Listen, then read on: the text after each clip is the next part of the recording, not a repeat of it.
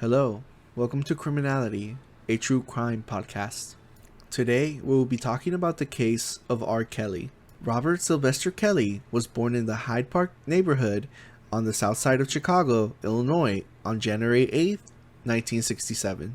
He has three half-siblings, an older sister and brother, along with a younger brother.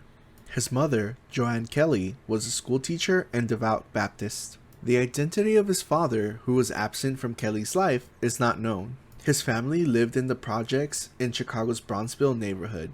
Around the time he was 5 years old, Kelly's mother married his stepfather, Lucius. Kelly began singing in the church choir at age 8. Kelly says that from age 8 to 14, he was sexually abused by an older female family member. Kelly's younger brother Kerry stated that he suffered from years of sexual abuse at the hands of his older sister, Teresa, who was entrusted with babysitting her siblings. Teresa refused to acknowledge the abuse when confronted about 8 years later. Unfortunately, the abuse did not end there for R. Kelly, as he says that around the age of 10, he was also sexually abused by an older male who was a friend of the family. In September of 1980, Kelly entered Kenwood Academy in Chicago's Hyde Park neighborhood, where he met music teacher Lena McLin. McLin has had many notable students besides R. Kelly during her long tenure at Kenwood Academy, including, but not limited to, Mandy Patinkin, Da Brat, Jennifer Hudson, and Chaka Khan.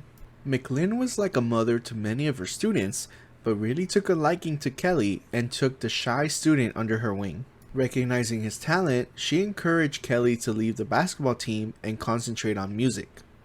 She says that he was furious at first, but after his performance in his school's talent show, where he earned the first prize, he changed his mind. In 1984, Kelly won his first talent contest, but perhaps more importantly, got his first intoxicating dose of adulation. And then when I opened my mouth, oh, so long for this night I prayed. As soon as I said that, the crowd went up. You know, high school kids, it's like, if you got a little bit of talent to them, it's like, wow. Girls was screaming, guys was woo, woo, woo. And I won, you know, and right there was like Peter Pan being bit by the spider, you know, he became Spider-Man. So I was like, wow, I don't get this kind of love on the basketball court. I got to be honest with myself. While Kelly began his musical career after dropping out of high school performing in the subway of Chicago, the 90s would see him go from strength to strength, writing hit song after hit song, and racking up many musical awards along the way, becoming one of the preeminent voices in the R&B genre. Unfortunately, as R. Kelly amassed more fame and fortune, he chose to use that newfound power and influence to become the very monsters of his childhood. He would become a predator. The first time people started to raise their eyebrows at R. Kelly's behavior was with his relationship with Aaliyah. Aaliyah, a promising young singer from Detroit, was introduced to Kelly when she was 12 years old by his manager at the time, who was also her uncle. At first, everything seemed like a professional relationship, but it soon became noticeable even to the media that the two were having a relationship that went beyond just friends, and the fact that R. Kelly wrote and produced a song for her titled Age Ain't Nothing But a Number wasn't exactly subtle either. On Surviving R. Kelly, a series made up of interviews with many close to R. Kelly, as well as his survivors, Demetrius Smith, his tour manager at the time, recounts that Kelly told him there was some sort of problem that involved Kelly and Aaliyah and that they needed to marry. And so, on August 31st, 1994, Kelly, then 27, illegally married Aaliyah, then 15, in a secret ceremony in Cook County, Illinois. This wedding was facilitated by Smith, who obtained a false ID for Aaliyah, which listed her as 18 years old. The marriage was annulled in February 1995 at the behest of Aaliyah's family. Kelly and Aaliyah both denied that the marriage occurred or that their relationship had moved beyond a friendship, though it is recounted on Surviving R. Kelly how both had been discovered in the act in R. Kelly's tour bus.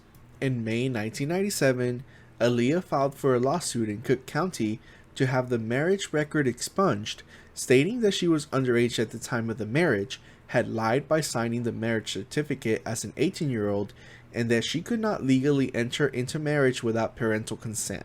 Now, The weird thing here is that while the media was able to get a hold of the marriage certificate proving that the at the time 27-year-old R. Kelly had married a 15-year-old, and it was much talked about in the tabloids, the public just seemed to shrug it off like, oh, that's weird, oh well, and moved on. In 2000, it was learned through the Chicago Sun-Times that Aaliyah was not the first underage girl R. Kelly preyed upon. It was reported that the police had made 2 investigations that Kelly was having sex with an underage female, but had to drop the investigations due to lack of cooperation by the girls accusing him. A civil suit filed in 1996 by Tiffany Hawkins detailed allegations that, starting in 1991, when she was 15, 24-year-old R. Kelly had sexual relations with her as an underage high school student, encouraged her to recruit her school friends, and pressured her into engaging in group sex with other underage girls. In 1998, Kelly settled the lawsuit with Hawkins for $250,000. The next significant part of this saga came when, on February 3, 2002, a video began circulating allegedly depicting R. Kelly's sexual abuse of a girl known to be underage. The abuse included Kelly urinating on her. The video was released by an unknown source and sent to the Chicago Sun-Times. The publisher broke the story on February 8, 2002, the same day Kelly performed at the opening ceremony of the 2002 Winter Olympics. Kelly said in interviews that he was not the man in the video.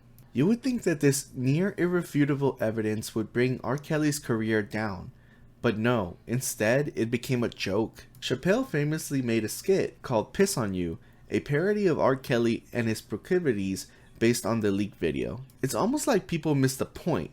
The most horrifying thing about the video wasn't what he was doing, it was who he was doing it with.